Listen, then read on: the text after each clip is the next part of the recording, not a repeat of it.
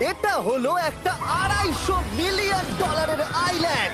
আপনাদের যা যা প্রয়োজন লিটারালি সবকিছুই এই আইল্যান্ডে আছে। আর আমি আপনাদের দেখাবো এর সাথে একটা $150 মিলিয়ন লাক্সারি আইল্যান্ডের পার্থক্য, একটা বিশাল $45 মিলিয়ন আইল্যান্ড, একটা $5 মিলিয়ন ফ্রোজেন আইল্যান্ড, আর তার সাথে দেখাবো সব থেকে কম দামি আইল্যান্ড, আর সেটা হলো এটা। আমার মনে হচ্ছে সবাই আমরা এই আইল্যান্ডে ধরবো না। আমার নতুন আইল্যান্ডে আমি এই প্রথম পা ফেললাম। এই নাও তোমার $1। Thank you sir. এটা আমাকে দেওয়ার জন্য ধন্যবাদ। এটা এখন আপনার হলো। চলো দেখা যাক এখানে কি আছে। আমি প্রথমে যেটা বলবো এটা আমার ভাবনার থেকে অনেকটা বেশি ছোট।